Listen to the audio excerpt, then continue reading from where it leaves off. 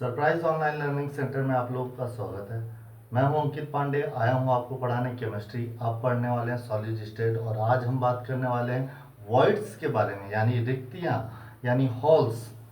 तो अब तक प्रीवियस वीडियोस में हमने किस तरीके से देखा कि पैकिंग स्ट्रक्चर किस प्रकार से बनता है, क्या 0 डायमेंशनल, 1 डायमेंशनल, 2 डायमेंशनल और 3 डायमेंशंस होते हैं। डायमेंशंस में बॉल्स कैसे कैसे रखे जाते हैं, पॉइंट्स कैसे कैसे रखे जाते हैं, यूनिट सेल किस प्रकार से बनता है और जो है लैटिस का निर्माण किस प्रकार से होता है।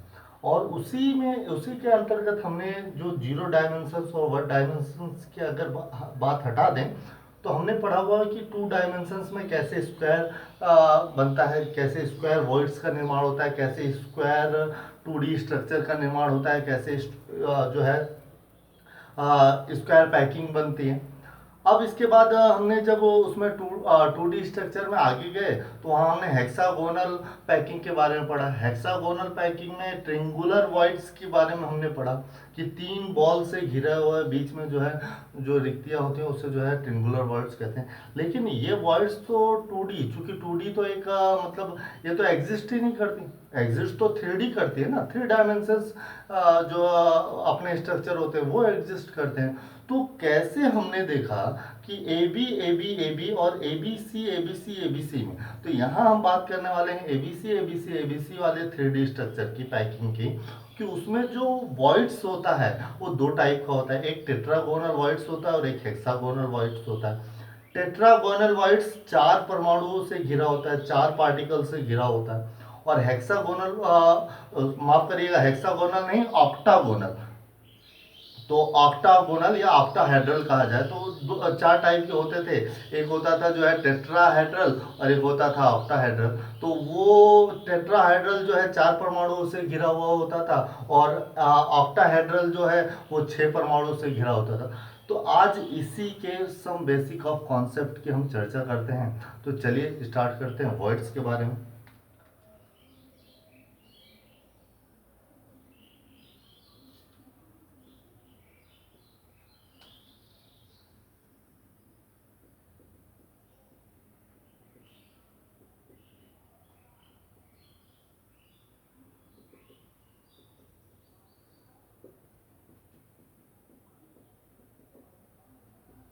इसको हिंदी में रिक्तियां कहते हैं या फिर आप हॉल्स भी कह सकते हैं। तो अब हम इसमें जो चर्चा करने वाले हैं वो एबीसी पैटर्न की, एबीसी पैटर्न। तो एबीसी जो पैटर्न है उसी को हम क्या कहते हैं, सीसीपी कहते हैं, क्यूबिक क्लोज्ड पैकिंग। हमने प्रीवियस वीडियो में ये सब जान लिया। इसी को हम एफसीसी भी कहते हैं, फेस सेंटर क्यूबिक भी कहते हैं। तो ये जो वॉइड्स होता है ये जो है 2 प्रकार का है। एक प्रकार तो है हमारा टेट्राहेड्रल,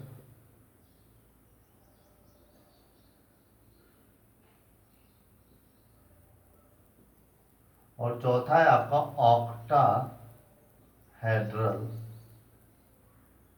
वॉइड्स। इसको हम कहते हैं चतुष्फलकी, हिंदी में चतुष्फलकी रिक्तियां, और इसको हम कहते हैं अष्टफलकी रिक्तियां।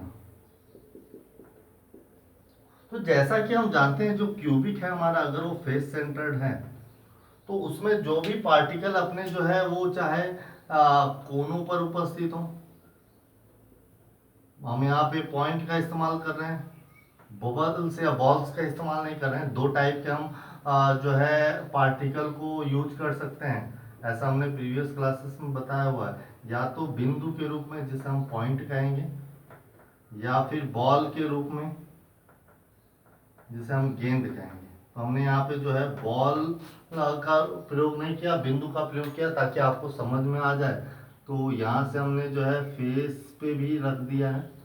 तो 6 बॉल जो होंगे वो कोनों पर होंगे और 6 बॉल जो है कहाँ होंगे, वो तो जो है आपके फेस पर होंगे। तो सवाल उठता है आयनिक कंपाउंड के लिए, आयनिक कंपाउंड या फिर यौगिक, आयनिक कंपाउंड। तो आयनिक कंपाउंड में एक पार्ट होता है पॉजिटिव और एक पार्ट होता है नेगेटिव।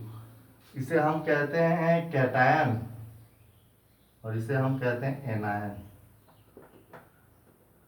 यानी धनायन और ऋणायन। तो अब ये होता क्या है, जैसे अगर हम बात करें जैसे क्यूब में, या क्यूब एक तरीके का बॉक्स है और उसमें हमने बॉल्स भर दी। छोटा सा एग्जांपल हम लेते हैं कि हमने जो है आप लोगों को एक क्यूब दिया, क्यूब का ऊपर वाला ढक्कन खुलता है और उसमें हमने कहा कि भाई जाइए अपने क्रिकेट वाले बॉल्स जो होते हैं वो लेके आइए और उसको उसमें भरिए। तो आप लोग गए और क्रिकेट के बॉल्स लेके आए, तो हमने उसे क्रम से भरना शुरू किया। तो जब हमने भरा तो 4 बॉल नीचे और 4 बॉल ऊपर करके हमने भर दिया।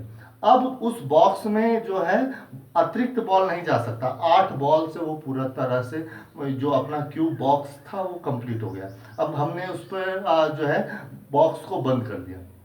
अब हमने कहा कि ये बताइए क्या अब इसमें और भी कुछ जा सकता है, क्या ये पूरी तरह से भर गया है? तो आपने कहा बिल्कुल हाँ, बिल्कुल भर गया है और बॉल्स नहीं जा सकती। मैंने कहा बॉल्स नहीं जा सकती, लेकिन रेत लेके आइए, मुट्ठी भर रेत। आप रेत लेके आए, हमने मुट्ठी भर रेत लिया और उसमें हमने डाला। तो जैसे ही हम रेत डाल रहे हैं, रेत पता नहीं कहाँ चला गया। वैसे आप लोगों को मालूम है कि बॉल्स जब एक दूसरे से जुड़े होते हैं तो कुछ गैप होता है, उसी गैप को तो हम वॉइड्स कहते हैं। तो उसी में वो जो रेत के छोटे छोटे पार्टिकल थे वो सब जाके समाहित हो गए, यानी पूरा बॉक्स हम रेत से अभी भर दिए, इसमें अब बॉल्स हो गई हैं और रेत हो गया है। अब जाके ये पूरा कंप्लीट हुआ है। हमने कहा भाई अभी इसे और किसी भी माध्यम से भरा जा सकता है, तब तक आप ही में से कोई इंटेलिजेंट लड़के ने कहा कि जो है हम सर इसमें पानी भर सकते हैं, पानी भी डाल सकते हैं। यानी कि अभी भी पूरी तरह से कंप्लीट नहीं हुआ, अभी भी उसमें स्पेस रह गया। हम पानी डालेंगे तो पानी भी चला जाएगा, क्योंकि रेत के भी द्वारा कुछ ना कुछ कहीं ना कहीं हॉल्स या फिर वॉइड्स छूटे होंगे। तो इन्हीं वॉइड्स की बात हम कर रहे हैं। तो इसे हम आयनिक कंपाउंड के माध्यम से समझेंगे कि आयनिक कंपाउंड तो 2 पार्ट से मिलकर बना होता है, धनायन और ऋणायन, यानी कैटायन और एनायन रूप से। तो अगर हम बात करें कि कहीं ऐसा हुआ कि जो, चूंकि हमें पता है, देखिए हमें मालूम है कि जब 2 परमाणु आपस में इलेक्ट्रॉन का आदान प्रदान करते हैं तो धनायन और ऋणायन बना लेते हैं।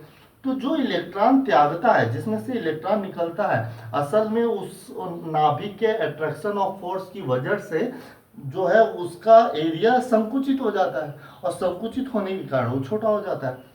अब वो तो छोटा हो गया, लेकिन जिसके पास इलेक्ट्रॉन गया, यानी ऋणायन के पास, यानी कैटायन के पास, तो सॉरी माफ करिएगा, एनायन के पास, ऋणायन के पास, तो जैसे ही उसके पास इलेक्ट्रॉन गया तो उसके पास एक्स्ट्रा इलेक्ट्रॉन आ गए। तो इलेक्ट्रॉन की वजह से उसने अपने एरिया को और फैला लिया, और फैलाने की वजह से उसकी त्रिज्या जो है और बड़ी हो गई, उसकी रेडियस और बड़ी हो गई।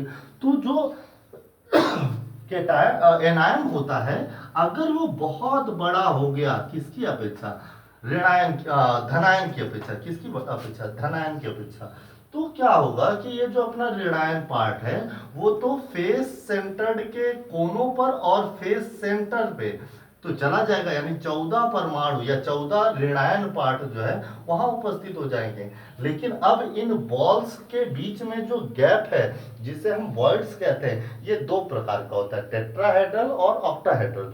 तो कहीं इसके बीच में जो गैप्स है, उन गैप्स से के एरिया से भी छोटा अगर कैटायन है, धनायन है, तो ये वहीं पर चला जाएगा।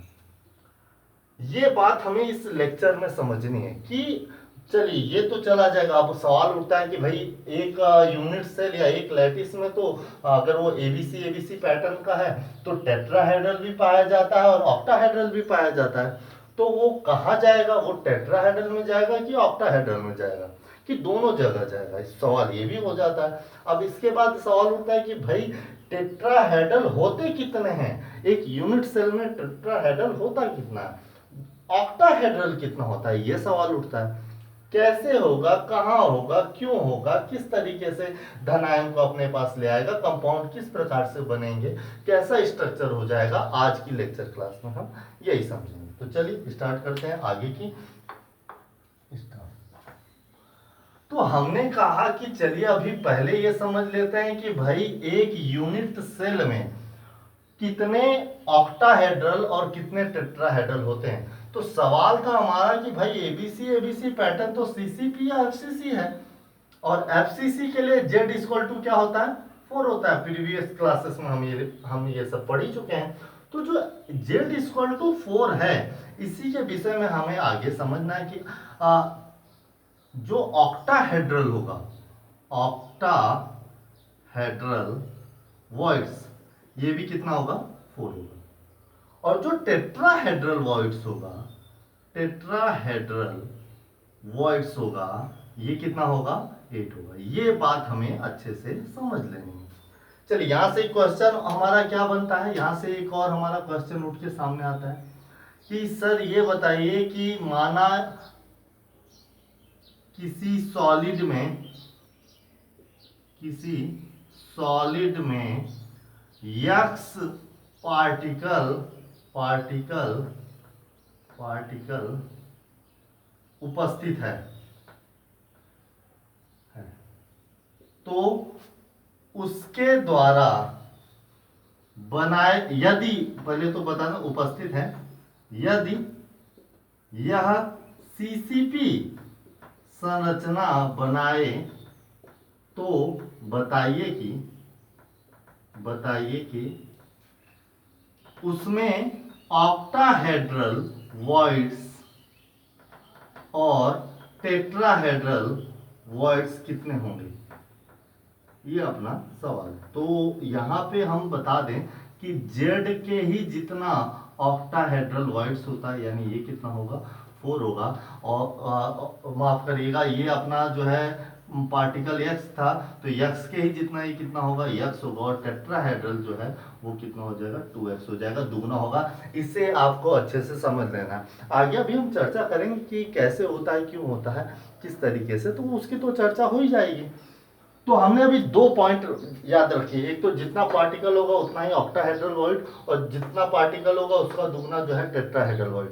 और ऑक्टाहेड्रल वॉइड की अपेक्षा टेट्राहेड्रल वॉइड कितना होगा, दुगना होगा। एक पॉइंट हमने ये समझ लिया। दूसरा पॉइंट हमारा जो एफसीसी में अगर आयनिक कंपाउंड है तो ऋणायन उसके फेस और कोनों पर होंगे, और जो धनायन होगा वो इनके वॉइड्स में जाके उपस्थित हो जाएगा, यानी वॉइड्स में जाके रह जाएगा, क्योंकि बहुत छोटे छोटे होते हैं ऋणायनों की अपेक्षा। तो चलिए आगे हम पढ़ते हैं।